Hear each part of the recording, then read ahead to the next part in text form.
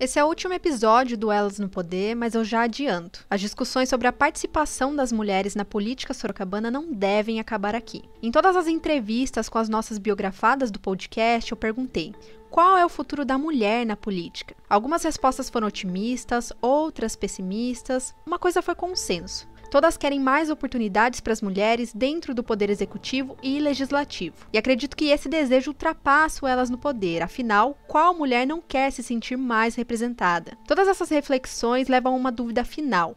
Se todas nós queremos mais mulheres na política, então o que estamos fazendo com os nossos votos exatamente? Em 366 anos, Sorocaba teve um número muito pequeno de mulheres na política. E eu não sei se o Elas no Poder é capaz de esclarecer essa dúvida, mas sei que foi capaz de mostrar a você, ouvinte, que a participação feminina faz muita diferença na política e que cada mulher que chegou até lá merece ter sua história reconhecida. Durante esses 4 meses, eu aprendi tanto quanto você sobre cada biografada. Me encantei com a história de Salvadora Lopes, soube do privilégio que é Sorocaba ter Yara Bernardi, me emocionei com Ana Paula Eleutério, quis muito ter conhecido Diva Prestes ainda viva, fui recebida de uma forma muito acolhedora por Tânia Bacelli, assim como fui por todas as outras biografadas. E aqui vai o meu gratidão por isso. Assim como conhecer a história dessas mulheres foi um presente para mim, eu espero que o Elas no Poder seja para Sorocaba.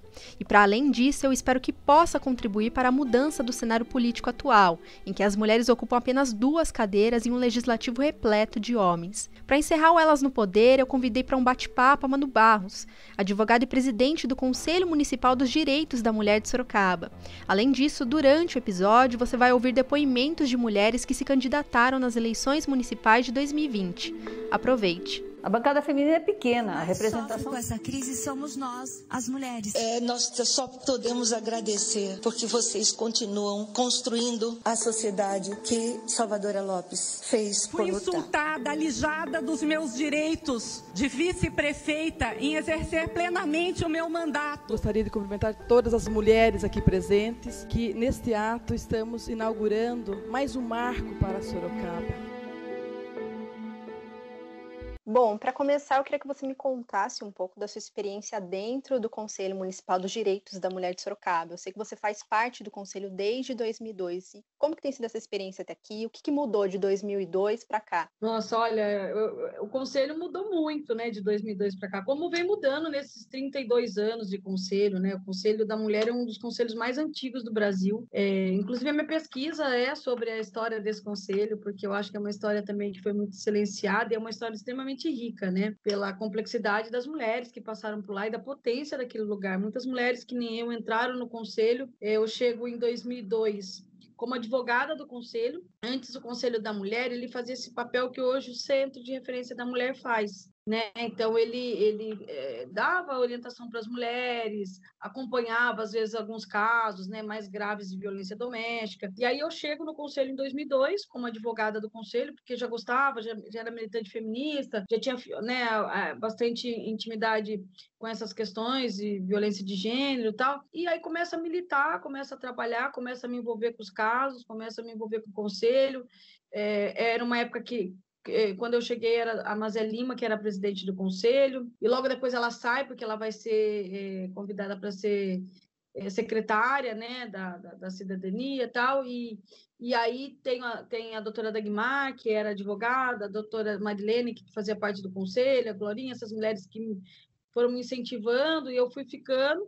Logo depois passo a ser conselheira, acho que 2004, 2005 passo, acho que 2004 que eu passo a conselho, ser conselheira do Conselho da Mulher, e fico no Conselho ativamente, fui secretária do Conselho, representei o Conselho da Mulher em 2 conferências nacionais, né, de políticas públicas para as mulheres em Brasília, participo no Conselho em várias comissões em Sorocaba, a comissão de enfrentamento à violência sexual de crianças e adolescentes, faço parte do comitê de enfrentamento ao tráfico de pessoas e acabo presidindo, porque estou ali no conselho. Dessa minha experiência no Conselho da Mulher, eu vou ser advogada do CREAS em 2008. Na verdade, o CREAS é porta, né, de entrada de violência, então, mas passo a trabalhar com a questão do tráfico de pessoas, com a questão da violência e exploração sexual de crianças e adolescentes. E aí, em 2009, vou ser advogada do SEREM. E aí passo a advogar também como advogada do SEREM e fico nessa militância no Conselho.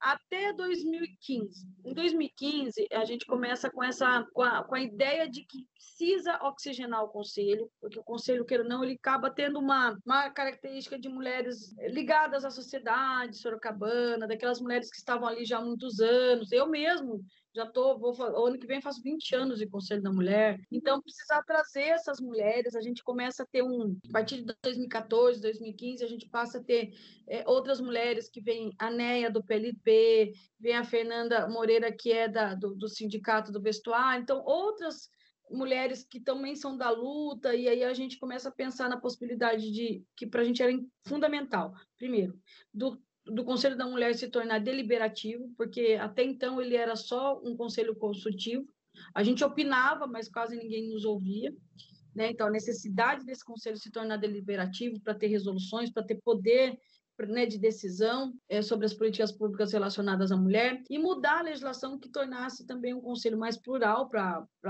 abranger todas, né, as especificidades de mulheres, fazer com que a eleição fosse direta, porque, na verdade, a gente tinha uma eleição que era mais ou menos dentro do novo movimento feminista de Sorocaba, mas tinha que sair dali uma lista tríplice e quem escolhia a presidente do conselho era o prefeito. Então, era um resquício aí da ditadura militar ainda, uma institucionalização do conselho, da qual a gente não concordava, porque eu entendo que o conselho tem que ser um espaço plural e fazer o controle social. É muito difícil você fazer o controle social da sociedade civil frente ao poder público se você está ligado ao poder público, né? Então, a gente sentiu a necessidade e a gente começa a tentar pensar numa legislação nova, e a gente faz uma comissão e começa a construir essa nova legislação. E isso demora mais ou menos uns 2 anos, até chegar em 2016, 2017, na Câmara Municipal a lei, e para nossa surpresa, o prefeito da época acolheu na íntegra a nossa sugestão de projeto de lei, porque, na verdade,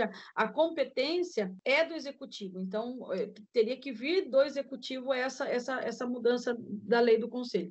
Mas ele acata, conforme a gente mandou, né, a minuta que nós mandamos, ele acata e chega na Câmara.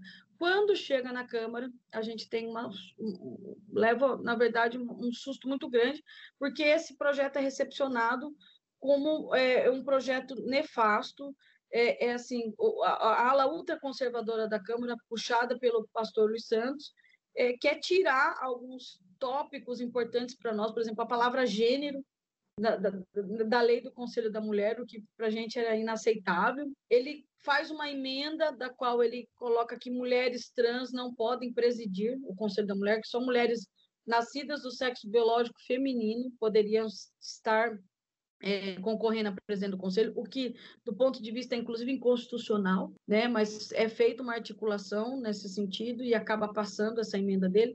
Da mesma forma, né, que através de outra emenda, né, da Cíntia de Almeida, também entra uma outra emenda falando que, embora o Conselho passe a ser deliberativo, as eleições tem que ser depois para presidente disputada, necessariamente um ano tem que ser alguém da sociedade civil, o outro ano do poder público, que é uma forma de ingerência também, que é uma forma de intervenção, é uma forma de institucionalizar o conselho, mas para poder aprovar a lei, que foi muito difícil, nós tivemos que judicializar, tivemos que fazer boletim de ocorrência por conta de fake news, a gente queria aprovar também o fundo do conselho, porque você não faz hoje política pública se você não tem verba para isso, e nós, na lei do conselho vinha também no bojo ao fundo, e foi soltado uma fake news de que nós estaríamos aí com esse fundo tentando regularizar o aborto em Sorocaba, como se a gente pudesse, essa competência federal a gente não poderia fazer, e que nós receberíamos dinheiro de um fundo internacional que trabalhava com a questão de fetos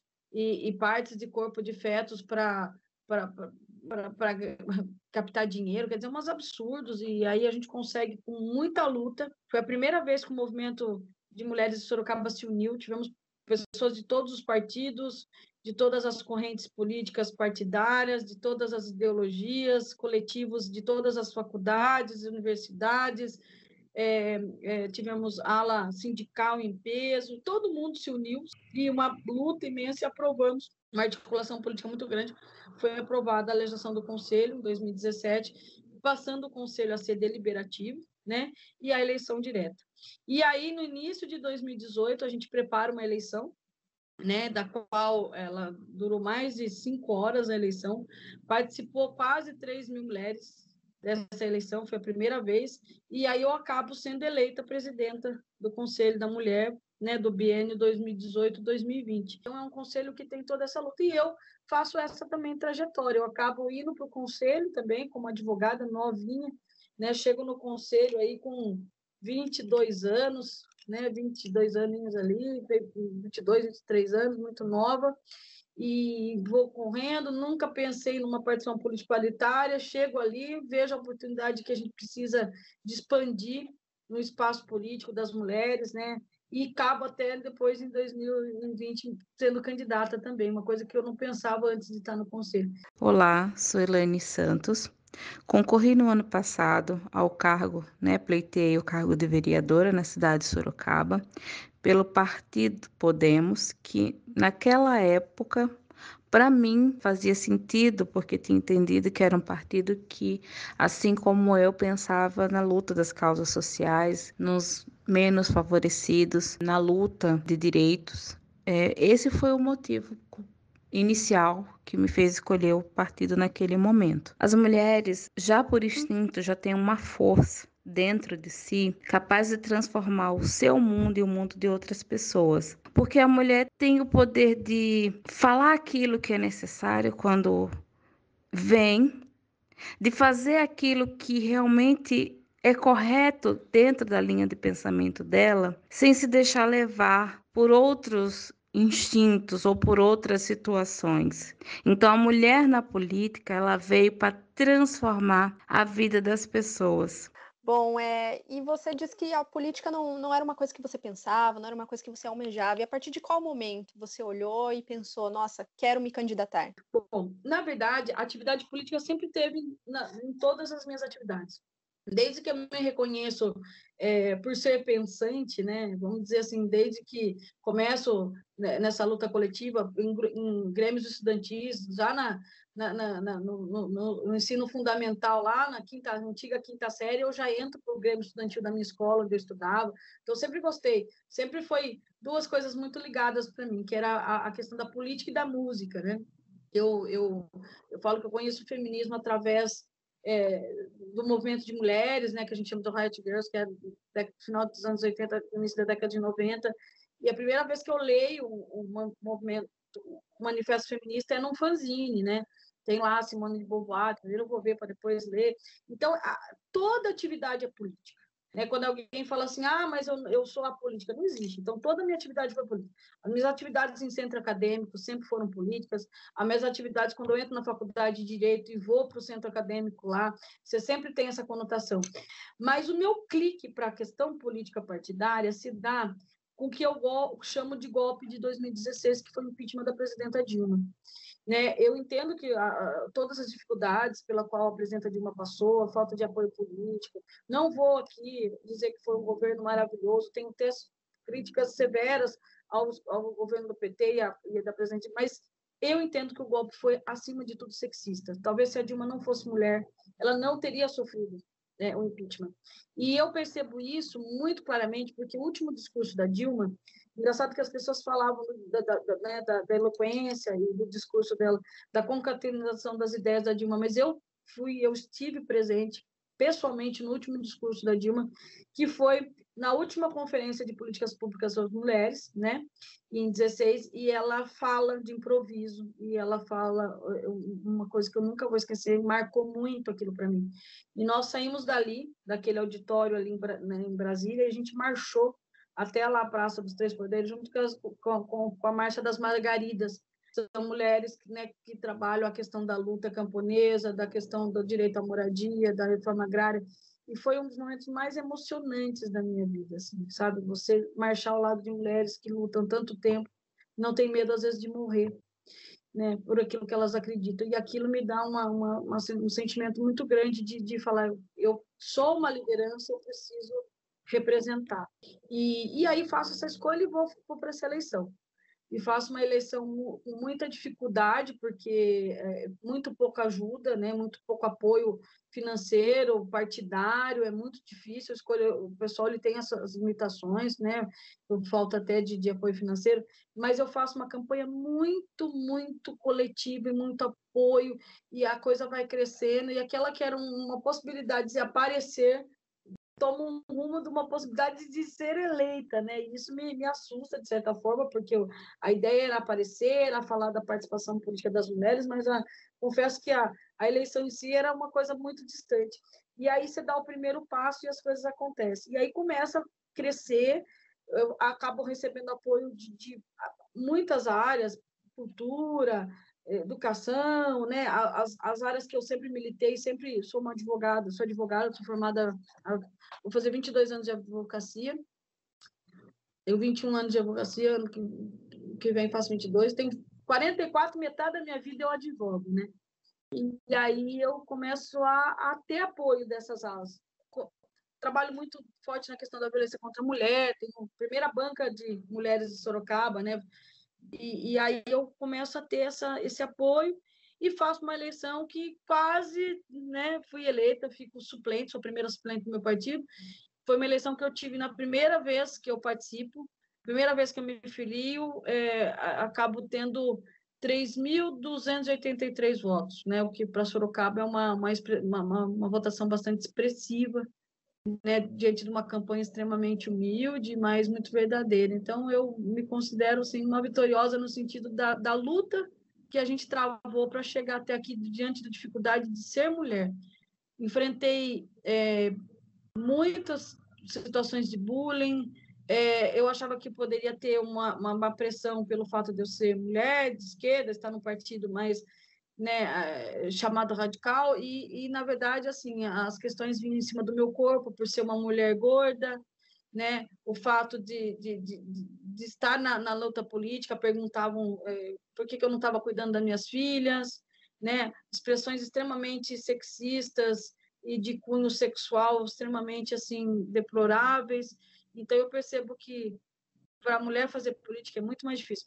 As redes sociais invadidas, uma dificuldade maior de ter acesso aos meios de comunicação, né? Uma rivalidade também grande no próprio campo da esquerda, porque você tem poucos espaços, então esses espaços são disputados meio que a tapa. Então, assim, tudo isso faz eu entender como é difícil e por que Sorocaba só tem esse pouco número, né, de mulheres que conseguiram, né, se eleger e estar ali representando na Câmara Municipal. Meu nome é Jussara Fernandes e em 2020 fui candidata a vereadora na cidade de Sorocaba pelo PDT. Sou ativista ambiental e pelos direitos dos animais há 15 anos. Fundei com alguns amigos em 2006 a ONG Gamá e desde então atuo voluntariamente na causa. Já presidi a Comissão de Proteção Animal da OAB Sorocaba e também fui eleita a primeira presidente do Conselho Municipal de Proteção e Bem-Estar Animal da cidade. Decidi me colocar como candidata a vereadora para viabilizar principalmente a criação de políticas públicas ambientais. Optei pelo PDT por entender que se trata de um partido no qual essas causas têm acolhida e espaço para serem desenvolvidas. Sobre o tema mulheres na política, eu penso que a sociedade ainda é muito machista, inclusive e especialmente na hora de decidir o seu voto, na hora de escolher o seu representante. O percentual de mulheres no poder permanece quase o mesmo desde 1940. Isso representa uma grande perda política para as cidades. A pegada das mulheres é outra, a sensibilidade e a capacidade de realizar múltiplas tarefas, são características próprias das mulheres, poderiam verdadeiramente mudar a política das cidades. Eu realmente acredito que Sorocaba vai crescer muito, vai se tornar mais humana quando mais mulheres estiverem presentes na Câmara Municipal e no Executivo, seja como representante majoritária ou à frente das secretarias municipais.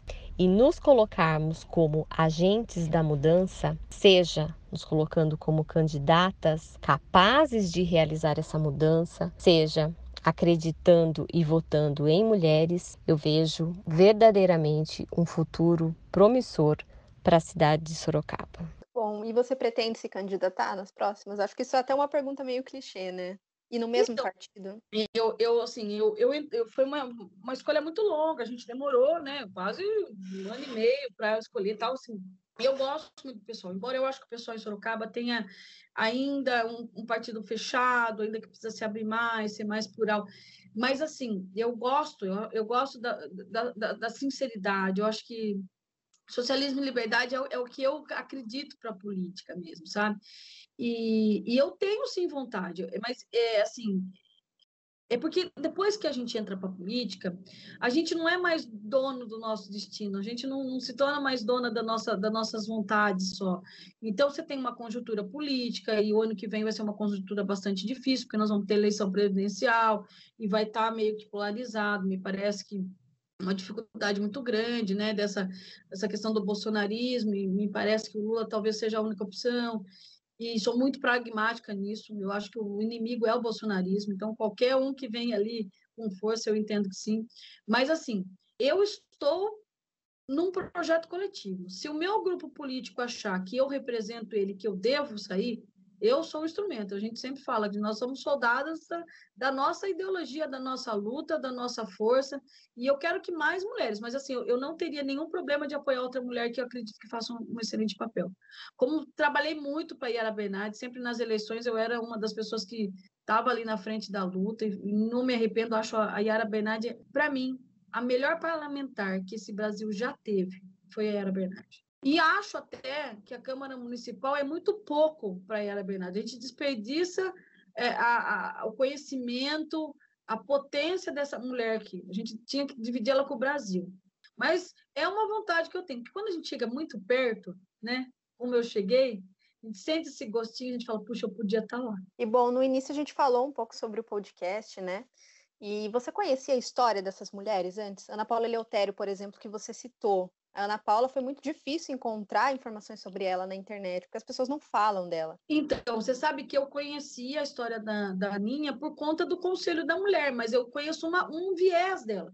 Eu sabia que ela era assistente social e que ela teve uma participação muito grande, né, na construção, inclusive no apoio lá do Habiteto, mas, por exemplo, a atividade parlamentar dela mesmo, para mim, ainda era muito pouco incipiente, né? Eu não sei, por exemplo, se ela foi eleita uma vez, se ela foi eleita 2 vezes, se ela morreu sendo parlamentar ou não, assim, eu não sabia detalhes da vida. Então, o podcast traz, assim, uma luz, e é uma coisa que eu tenho, sabe, verificado na minha pesquisa.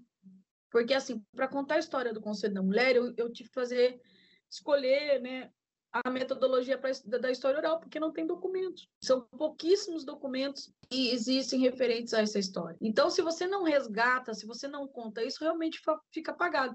Por exemplo, tem mulheres que passaram pela Câmara, né? Por exemplo, a Salvadora Lopes, que não chegou, mas a história dela é riquíssima, e poucas pessoas conhecem. A gente sabe que tem um prêmio Salvadora Lopes, e aí você vai saber quem é, mas poucas mulheres. A Salvadora Lopes, pra você ter uma ideia, morou num prédio que eu morava.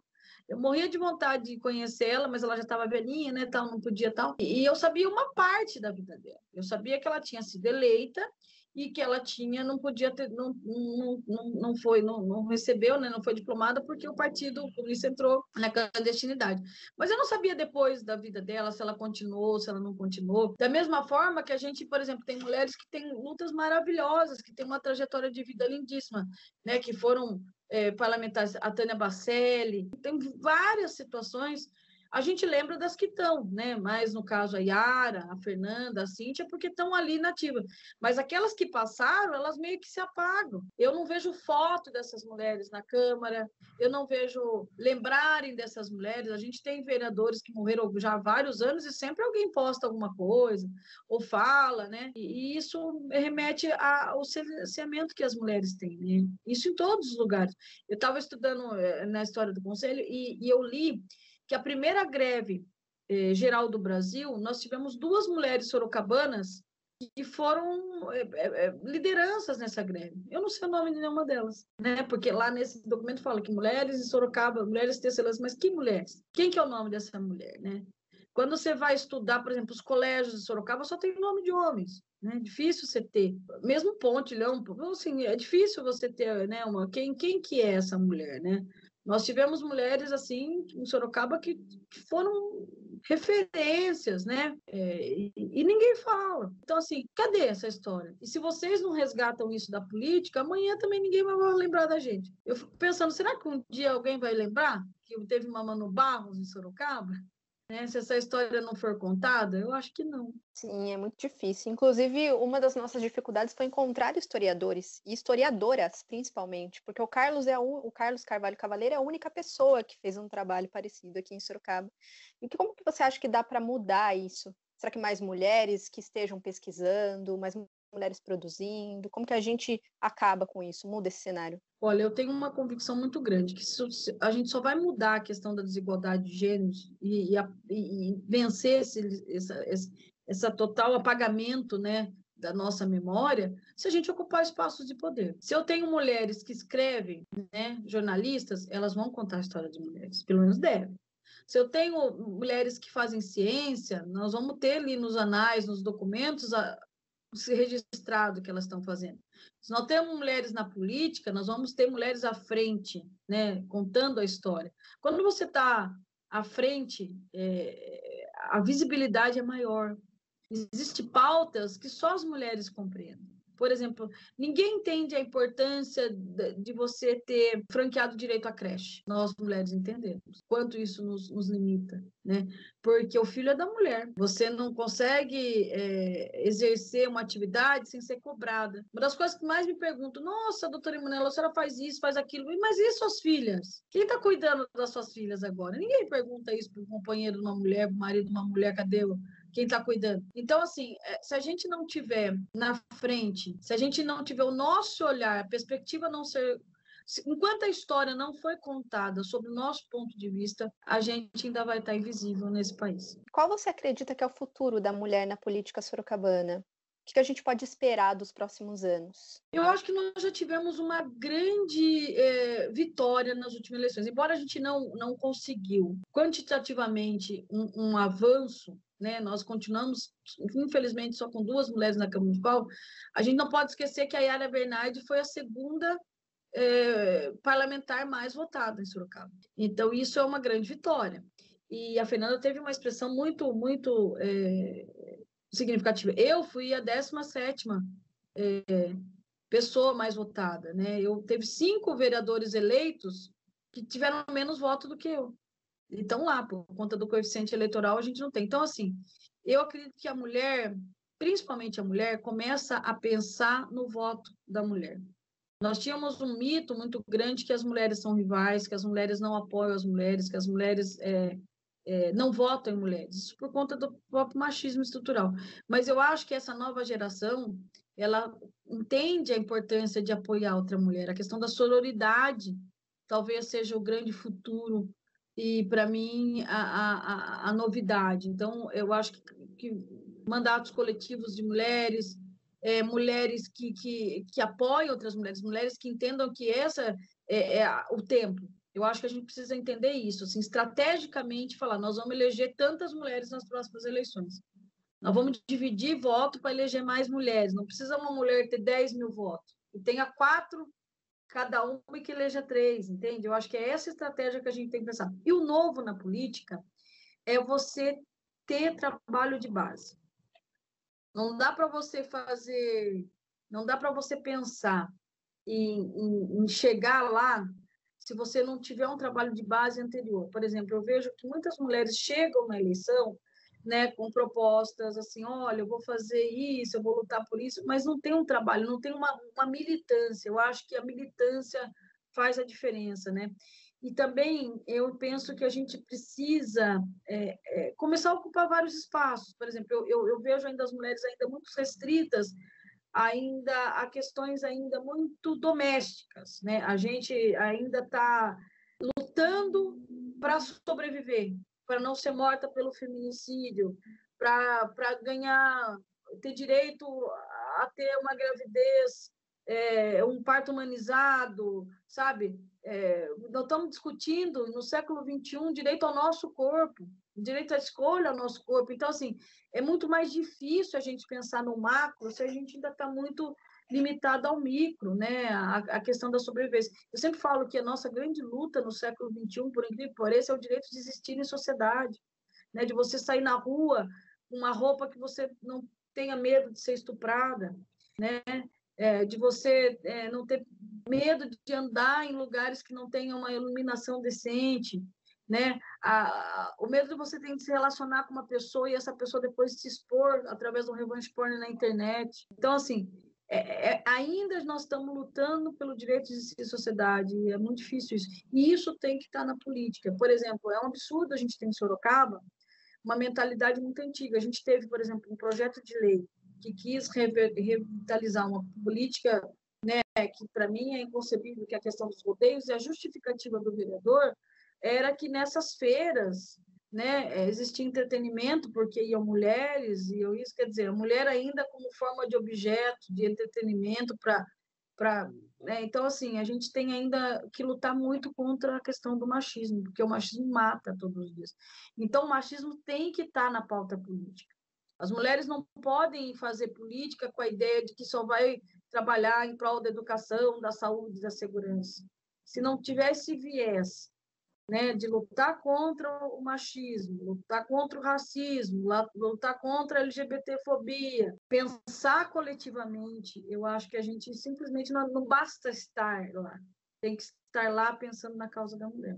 Acho que esse que é o novo na política sorocabana. Senão nós vamos ter mais do mesmo sempre. É isso, Manu. Tem mais alguma coisa que você gostaria de acrescentar? Não, acho que é isso mesmo. Fico feliz. Muito, muito orgulhosa de poder ser lembrada, né, de participar. Acho incrível, né, tem que virar livro, assim, né? Você sabe que eu nunca fui de escutar podcast, porque a gente está velho, né, a gente está uma geração. E a minha filha, as minhas filhas escutam muito, principalmente mais velha. E eu começo a escutar e eu acho fantástico, porque você vivencia aquela história, né? É tão maravilhoso. Então, parabéns, viu? E que descubra outras mulheres. Tem tanta mulher bonita, importante, um trabalho lindo, né? Tem mulheres de comunidade que fazem um trabalho assim, sabe? Carregando aí o mundo nas costas dela aí, que precisam ser descobertas também. Sim, muito obrigada pela entrevista, Manu. Acho que foi muito esclarecedora, foi muito importante, informativa também em relação ao conselho, que as pessoas muitas vezes não entendem o que faz um conselho da mulher, por exemplo. E é isso. Até a próxima. Obrigada, viu? Obrigado pelo carinho, obrigado pela confiança, viu? Desculpa não ter chegado lá, mas a gente vai continuar lutando. Eu decidi entrar na política porque a política, para mim, ela é a alternativa à guerra. Veja, a gente vive num mundo onde as pessoas enxergam realidades diferentes. A gente não consegue, às vezes, chegar em acordo sobre as coisas mais básicas, sobre se uma cor é verde ou azul. E aí, quando se trata de tomar decisões públicas que envolvem dinheiro, que envolvem expressões políticas, que envolvem ideologia, crenças profundas, né, enraizadas nas pessoas, a nossa única alternativa para mim é a política, que é a arte do diálogo, da negociação, da barganha, da troca, do confronto, do embate. E eu queria fazer parte disso. Eu queria fazer parte disso porque eu venho de uma família que faz política, mas faz política no dia a dia, né?